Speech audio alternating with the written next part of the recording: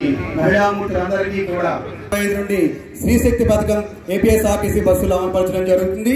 ఈ పథకం ద్వారా క్రింద తెలిపిన బస్సులలో బాలికలు, మహిళలు మరియు ట్రాన్స్జెండర్లు కూడా ఆంధ్రప్రదేశ్ రాష్ట్రం అంతటా కూడా ఉచిత బస్సు ప్రయాణం సౌకర్యం కల్పించడం జరిగింది. బస్సుల్లో నాయకులందరికీ కూడా ఉచిత బస్సు పథకాన్ని అందించడం జరుగుతుంది.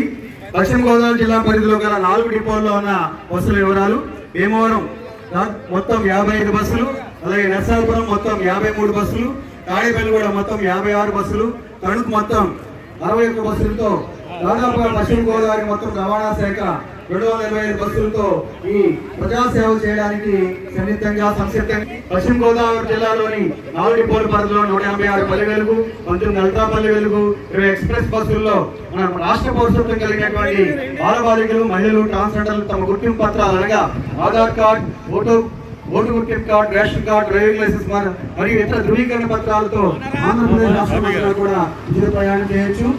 ఎందుకంటే ఆర్టీసీలో ప్రయాణం చేయడం మన ప్రాణానికి, మానానికి కూడా గౌరవప్రదం. సేవలు మనందరం కూడా గుర్తించుకుంటూ మరొక్కసారి ఈ ఉచిత బస్సు పథకాన్ని ప్రవేశపెట్టినటువంటి ప్రభుత్వం వారికి ధన్యవాదాలు తెలియజేసుకుంటూ ఆంధ్రప్రదేశ్ ప్రజా